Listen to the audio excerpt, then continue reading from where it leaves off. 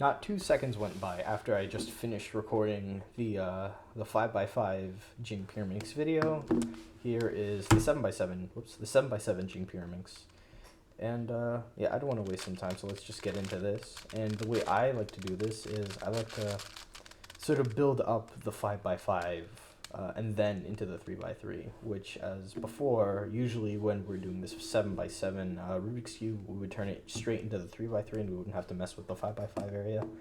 But here, these little, I guess, corner bits are kind of harder to manipulate, especially because we have fewer sides to work with, and so a larger turn sort of affects a greater number of pieces. So right now, let me just get all of the edges in place. And I prefer to have, if I have two edges, I prefer not to have any of the blue pieces with the edges over here. So there's that. And actually, I almost have a corner in here. I wonder if I can, well, actually, I'll have this on the line. If I can get a corner in here, then, yeah, you know what? Look at that. Now I have this chunk. Now I have this whole blue area. And I can now move it over here. I would prefer to get this part out, so yeah, there we go. All right, now I can start hunting for blue pieces to turn into chunks. So, I want to get this in here, so.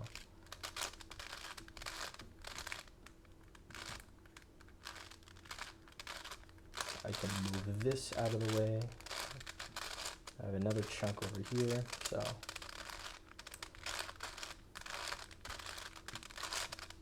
I just need one more. Yeah, so we need, oh, let me just double check. Yeah, so it would be this piece. Oh, it's over here.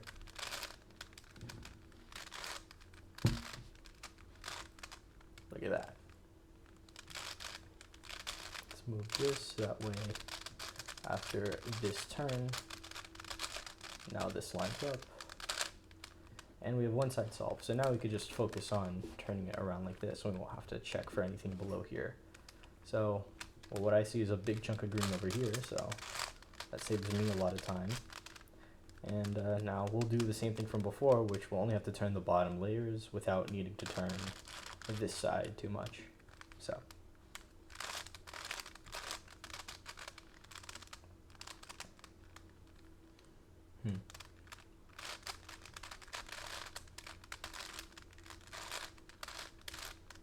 All right, well, we have an isolated edge, but let's try building these corners together. So I will start by moving these.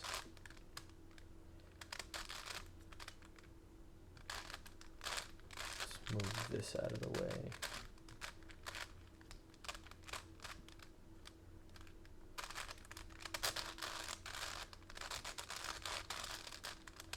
All right, we got another corner. So let's move this over here. Let's actually keep this over here. And now I just need to build up one more corner.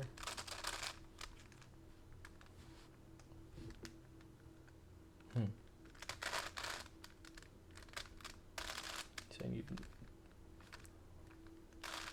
well, if this is like this, then I'll need this piece over here. Or I guess, yeah, over here. Now, that's a built corner. So, it's a bigger edge. All right, cool. And now for this part, what I like to do is I like to just get in all the corners and over here and the edges, and we won't, and these two pieces, as well as these two and these two, we have our own way of getting them in, which is sort of similar to how we fix individual edges on, or individual centerpieces on the 7x7. So let's just not worry about, you know, all the other bits. So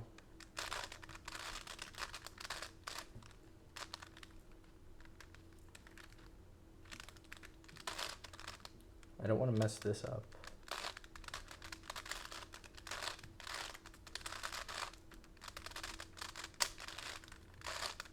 So now we have one piece here.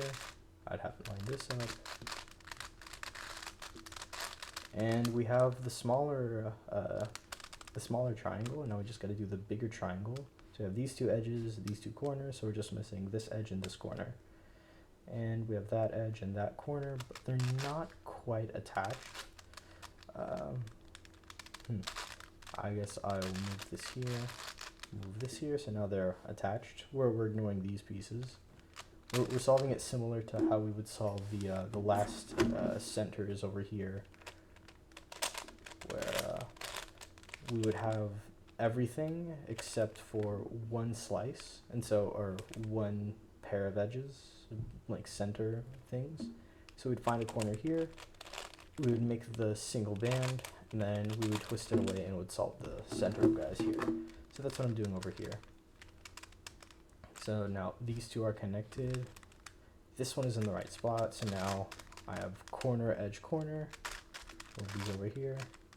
And now we have everything except for these little guys. And so we're gonna approach it similar to how we did the 7x7 by doing a 3 cycle. So I would bring this yellow up. I don't want to move this yellow over because that would mess up the green. So instead, if I were to do slicing on this, I would have to do the same slice on this side as well. So since we brought it over here, I'm going to rotate this way so that way it's in this area. And now we'll just undo this and undo that. So now I have one of the corners in. Let's do this one now. So up, down to red, down. And then we also have that one, so it'll be up, oops, down. And finally the last one, up, it's a red one now, down. Alright, now it's just time to do the edges as before. So I will try doing the green and red one.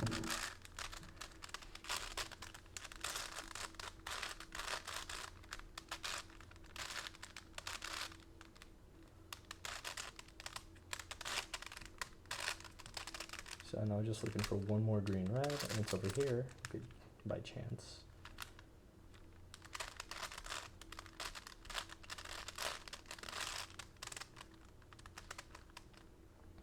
It's one edge.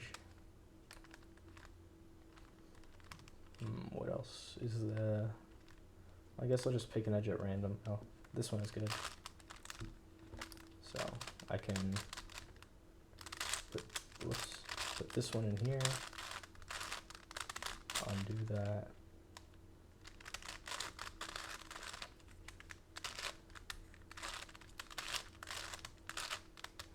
Now I can move this one over here.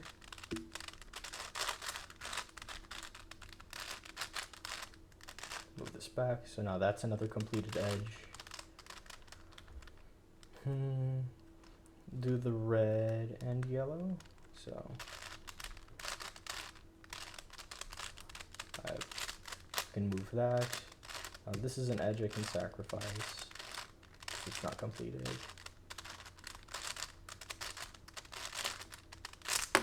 Whoops. Uh-oh. Just snap that back in there. Flip the edge.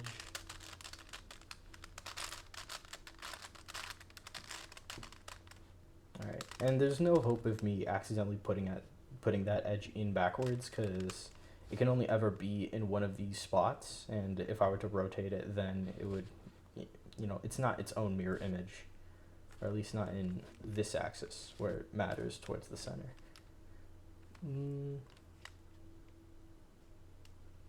Oh, there's this. So that one is good. Now I can have this edge take its place. And now we just have these three edges that we got to deal with. So there'll be a lot of edge flipping going on. So first,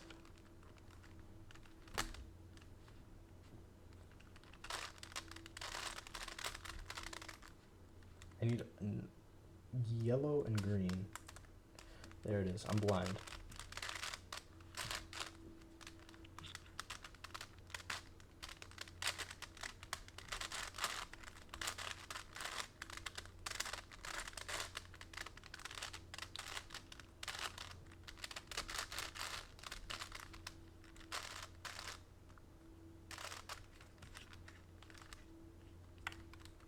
Uh-oh. Where did it go? There it is.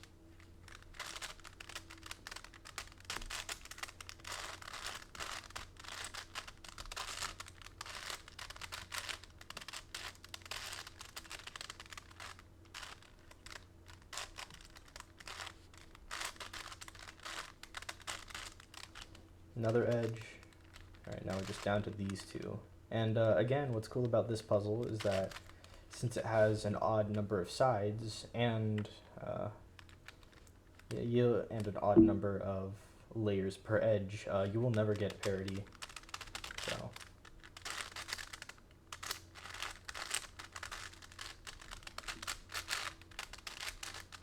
the traditional parity you'd find on like the 5x5 or the 3x3, or I mean like the 4x4 or 5x5, where you'd have pairs of edge being flipped. In this case, you can only ever have a flipped like set of edges if there's another one that's unflipped. So this parity over here, will be solved, or it will resolve itself once we finish the puzzle. Yeah. So now just need to bring this guy's home over, flip him upside down, and can move him out of the way. And now we're just back to the Jing Pyraminx, and this is like the third time I'm solving this exact puzzle on the channel. So I actually don't know where to start from here. Let's just do that.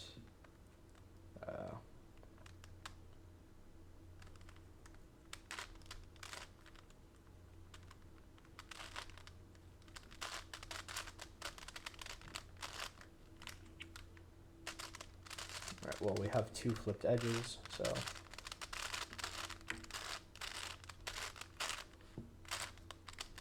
alright, cool.